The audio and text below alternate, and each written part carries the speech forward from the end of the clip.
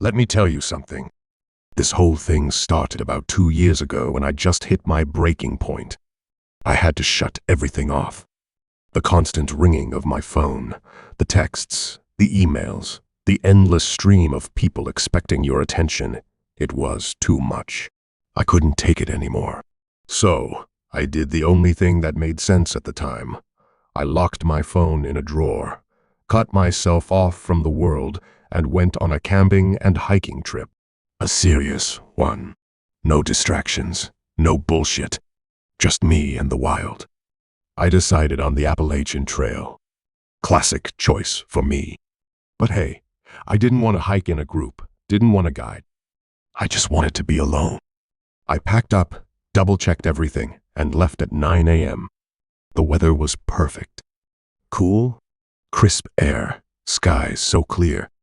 Everything was going smooth. I was cruising through the trail, moving at a good pace, no rush. By the time I reached Klingman's Dome, the highest point on the whole trail, I was feeling on top of the world. The views were unreal. I set up camp, thinking, hell, this is going to be the best few days of my life. As soon as I get the tent up, the skies darken like some storm from hell was coming.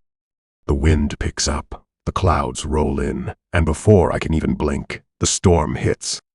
I'm talking about thunder, rain, and wind so strong it feels like the earth itself is pissed off at me. I'm stuck in my tent, hoping to wait it out, but the storm's having none of it. Then, bam! The wind tears right through my tent. Ripped it to pieces. Gone. That was it. My shelter was shredded. My plans were ruined. I'm sitting there, soaked, cursing myself for not thinking ahead.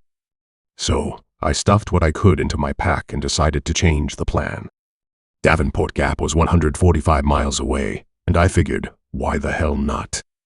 Let's see if I can make it. By the time I was hiking along, just trying to get my mind back on track, when I hit a road crossing.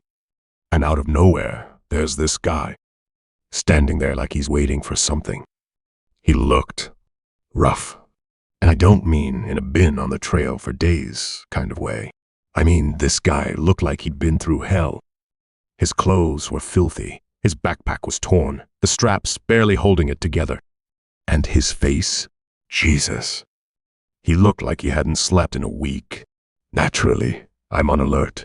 It's the middle of nowhere, and I'm suddenly face to face with some stranger who looks like he's been dragging himself through the dirt for the last month. But whatever, I figured I'd stop for a quick break. You know how it goes. You're on the trail. You stop. You chat. Whatever. So I asked him what's up, and he says he's hiking from Klingman's Dome. I'm like, okay, that's a coincidence. But here's the thing, I was already miles ahead of this guy. I'd left him behind hours ago. So how the hell is he saying he came from Klingman's Dome too? I didn't call him out on it. I didn't want to make it awkward. But something was definitely off about him. The guy was jittery, talking way too much, too fast.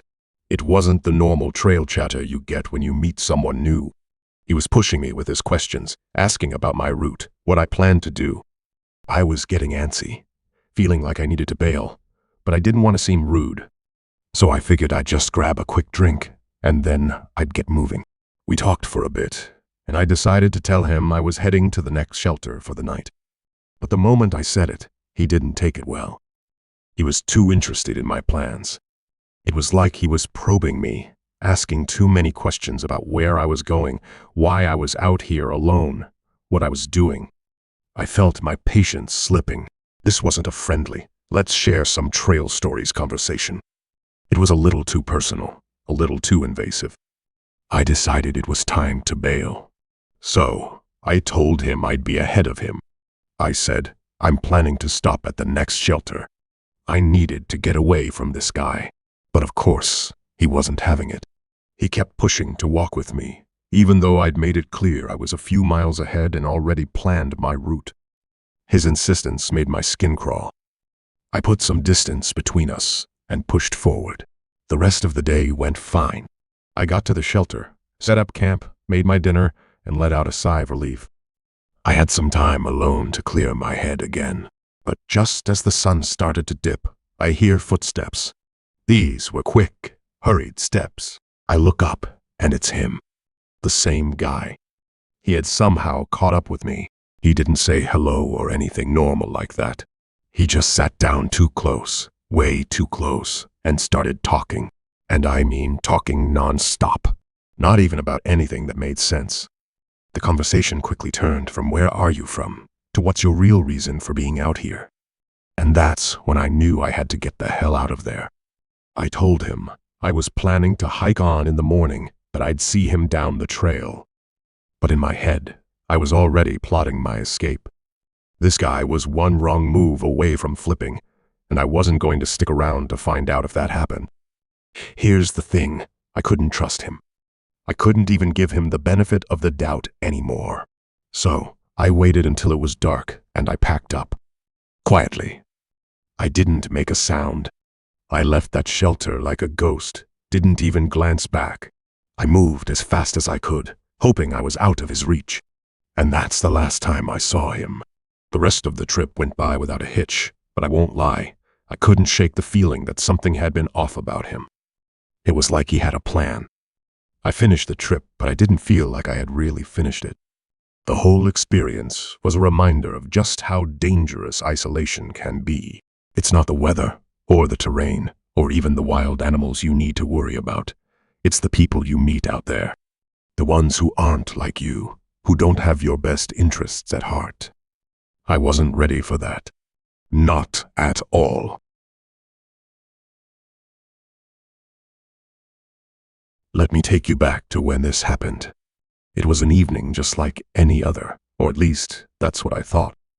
I'd had a long day at work. By the time the clock hit 8:30, I was mentally drained. I usually go home, grab a quick dinner, and zone out for the evening, but this time something felt different.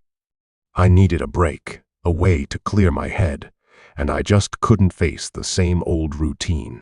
I've always kept a quick camping setup in the back of my car. Just some basics, a sleeping bag, some snacks, enough for an impromptu night in nature if I ever felt the need to escape.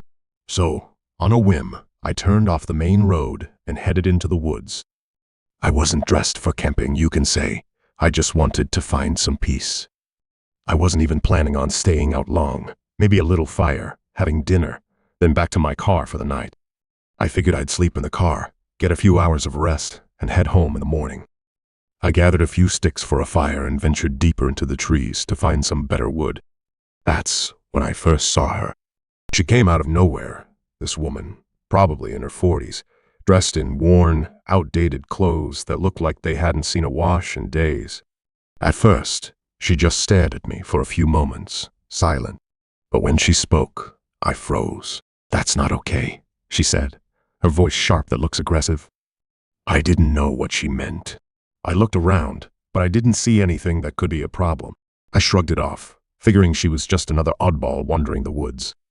I started to turn away, ready to continue with my firewood search, but then she stepped closer, her expression changing from curiosity to something darker. "You can't do this," she said, her voice rising in pitch, no longer calm but now filled with agitation. I stopped dead in my tracks, feeling the hairs on the back of my neck stand up. I'm just gathering wood," I said, trying to sound casual. I took a step back, but she didn't back off. Instead, her eyes locked onto me, and she took another step forward. "You think you can just take from these woods, huh?" she said, her voice growing increasingly frantic. "You think it's all just yours for the taking?"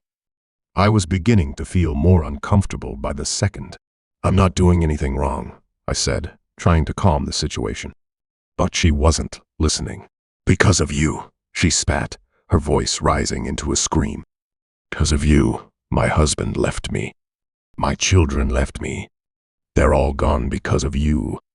Her eyes were wide now, frantic, filled with rage. "God will punish you," she hissed, taking a step closer. "I hate you. I hate you for what you've done to me." I had no idea what she was talking about. I didn't know her. I didn't know her life. But her words hit me like a punch to the gut. My heart began to race, my mind spinning. I tried to back away, but she was relentless, following me with every step. "You ruined my life," she yelled, her voice trembling with fury. "And you think you can just walk away? You think you can just go on with your life after what you've done?" I could feel my pulse pounding in my ears. What the hell was happening? Who was this woman? I was so out of my depth. I didn't know how to respond. I didn't know how to make her stop. She kept talking, kept accusing me, as if I'd somehow personally destroyed everything.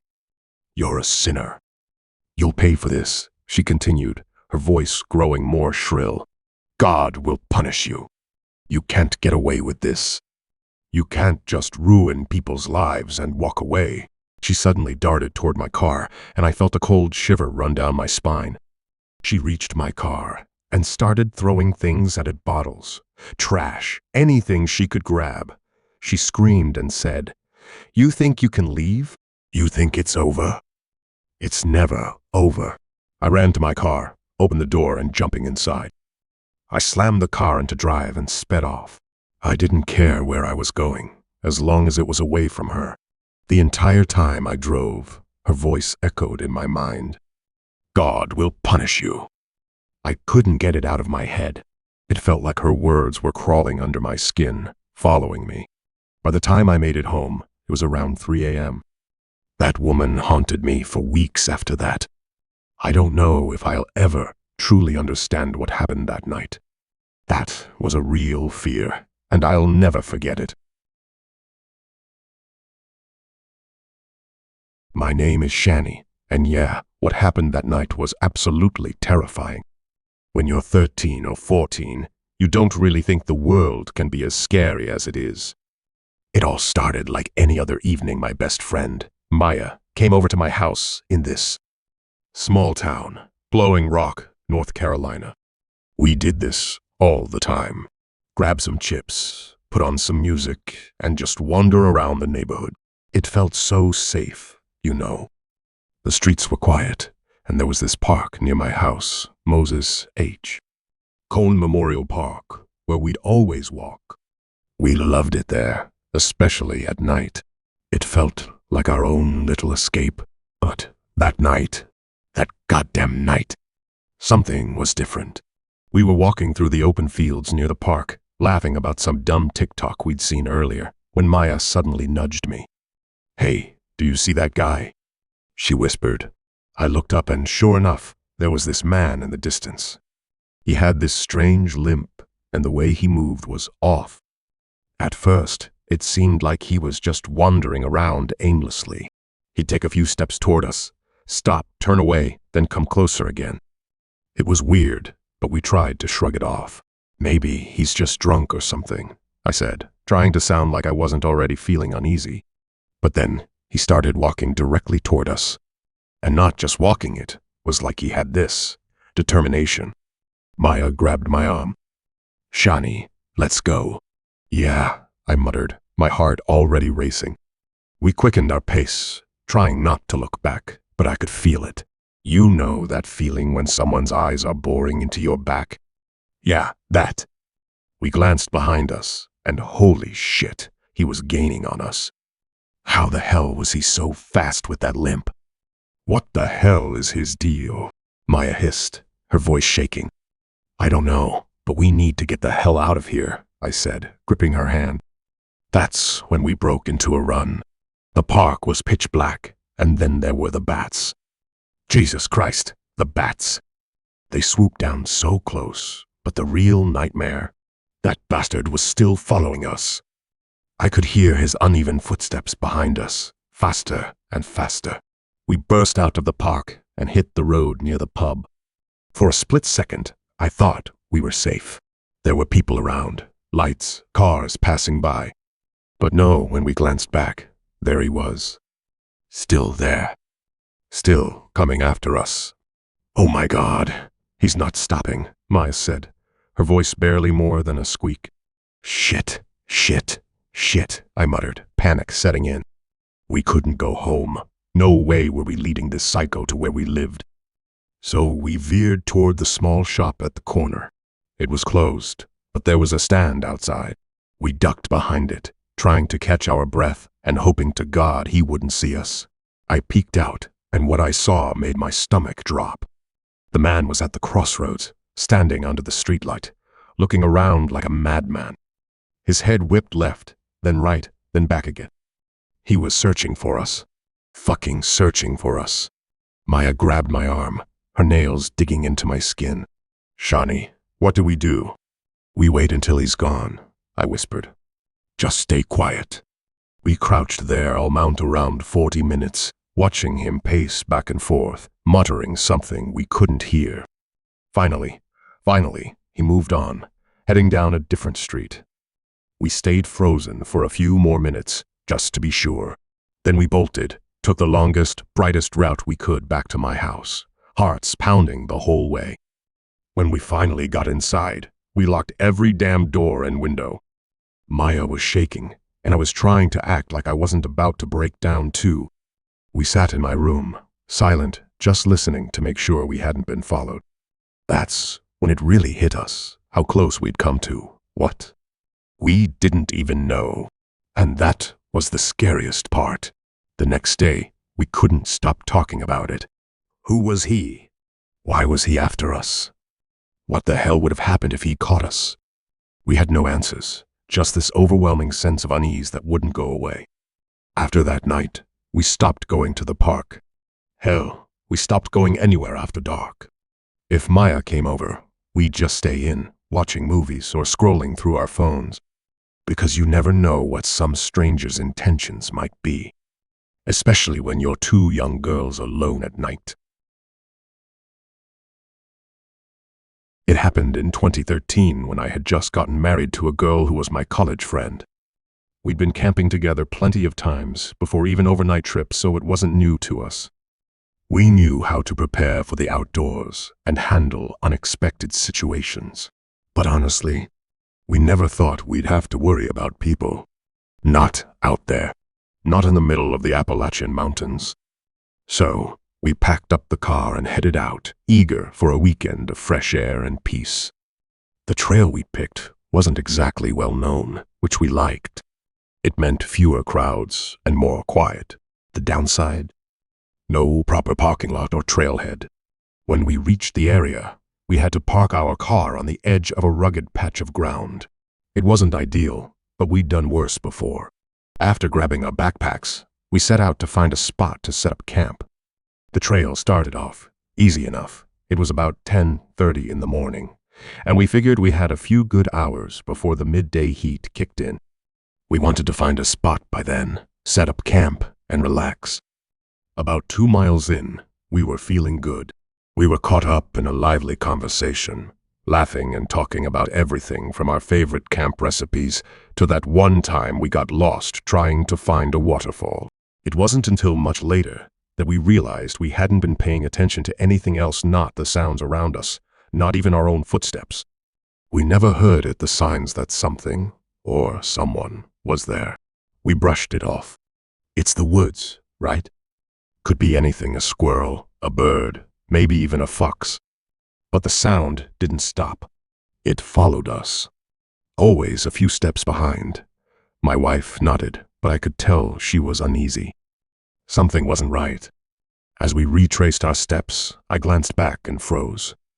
There, at the edge of the trail, was a figure, a person, dressed in a black hoodie. I couldn't see his face clearly because he was far away and the hoodie covered it. "Do you see that?" I whispered. My wife turned, and her eyes went wide. "Yeah, let's go." We picked up the pace, trying not to make it obvious that we'd seen him. But as we moved faster, so did he. It wasn't a casual stroll. This guy was closing the distance, step by step, no matter how much we hurried. I could feel the panic starting to creep in. "Shit, he's following us," my wife said, her voice barely above a whisper. "I know." "Just keep moving," I reply, trying to stay calm, but my heart was pounding so loud it felt like it might burst. We rounded a bend in the trail, hoping to lose him. For a moment, we thought we had. The path ahead was clear, and there was no sign of him behind us. But then, out of nowhere, he was there again. Closer, this time. maybe 50 feet away. He wasn't running, but his strides were long, purposeful, relentless. "Run," I said, grabbing my wife's hand. We sprinted down the trail, the uneven terrain threatening to trip us with every step. My lungs burned, and my legs screamed, but I didn't care. We had to get out of there. When we finally saw the trailhead and our car, we threw our gear into the back seat, jumped in, and slammed the doors. The figure had stopped at the edge of the trail. He wasn't running anymore. He just stood there, watching us. I don't even know how to describe him. But for sure, he was holding something long and thin, but I couldn't make out what it was, honestly. "Get the hell out of here now," my wife said. I don't know what that guy's deal was. Maybe he was just some weirdo trying to scare us. Maybe he had worse intentions. All I know is I've never felt fear like that before. The kind that makes your blood run cold and your mind race with every worst-case scenario imaginable. We haven't been camping since. Not in the Appalachian mountains. Not anywhere. Nature isn't always the scariest thing out there. Sometimes it's the people. One winter evening, 3 of us, Vic, Peter, and me, Parker, decided to have a sleepover at Vic's house. There'd been a heavy snowstorm, the kind that shuts down everything, leaving the roads blocked and the whole neighborhood unnaturally quiet. It was one of those nights where everything just felt off. We were in southern Tennessee, and the snow covered everything in a thick, silent blanket. The trees were weighed down with snow. You couldn't hear anything, just the crunch of our boots against the packed snow as we walked down the hill toward my house. The air was cold, sharp, almost like it wanted to bite at you. We made our way down, laughing and joking to keep our nerves in check. We were just a bunch of teenagers, enjoying the weird peace that came with the snowstorm, figuring we'd gather some overnight supplies for the sleepover at Vic's place. But as we hit the bottom of the hill, we froze. Something made my gut twist. Under a street lamp, at the corner of the road, there was a figure. A person. The streetlight made the snow around them glow with a weird, cold light, but the figure itself was all dark. Just standing there, completely still. I couldn't make out much of them, no details, no shape, no nothing. Just a shadow under the streetlight. I turned to Vic. "Dude, who's that?" I said, trying to play it cool. Vic squinted, then shrugged. "Probably just one of the neighbors out for a walk or some weird late-night thing." Peter nodded. "Yeah, probably," he said, but even he looked uneasy. We kept walking closer, the sound of our boots crunching against the snow louder now. I tried to tell myself it was nothing, just a person. The figure wore a hood, but not just any hood. It was fur-lined, thick, dark, and heavy-looking. My eyes kept scanning, and I noticed something else that made my heart race, a black mask. The kind that completely obscured their face. Just blank, dark, empty. "All right, stop messing around," Vic finally called out, trying to sound casual. The figure didn't say anything. Didn't move. Nothing. For a long second, but then it shifted. Just slightly, as though the figure had been waiting for us to get close enough. I swear to God, it felt like the air turned colder in that moment. And that's when it happened. The figure turned its head toward us. Slowly. Almost as if it was taking its sweet time. It felt like time had stopped. My chest tightened, and I couldn't breathe for a second. My skin was suddenly crawling, like I was being watched in a way I couldn't explain. All 3 of us just turned and bolted. We didn't look back. Didn't even care. We just ran faster toward Vic's house. I swear to God, we didn't say a damn word for a few minutes. We just sat there, staring at the door like idiots, listening to the wind howling outside and the snow tapping against the windows like it was mocking us. The room felt too damn quiet, too still, too wrong. I don't even know how much time passed. 2 hours. 3? It didn't matter. I couldn't shake the feeling that something was seriously messed up. Finally, around midnight, I couldn't take it anymore. My nerves were shot. I had to know. "Vic," I whispered, my voice barely a breath. "We need to check. What if it's still out?" "There?" Vic just stared at me, wide-eyed. "Are you out of your damn mind?" But the terror in his eyes was enough to push me over the edge. I couldn't sit there, freaking out, knowing that something was wrong, that something was out there. I stood up, moving slow, like some damn fool, creeping toward the door. I stepped outside, eyes darting, scanning the yard, the street, the darkness. Nothing. Just the snow. Just the freaking silence. But then, I saw it. Footprints. 2 damn sets. One leading from the woods, deep in the trees, and the other heading back toward the house. Toward us. My blood froze. My heart skipped a goddamn beat. And I don't think I've ever been more afraid in my life. Those prints were fresh. Like whoever made them had just been there. Just moments ago. I looked back at Vic, and I could see it in his face. The same terror. He didn't need to say a word. He knew it too. There was no way anyone had passed by here, not with the snow. The ground had been untouched before we stepped outside. But now, 2 sets of footprints. Like someone had been standing right there, right freaking behind us. The figure had been watching us.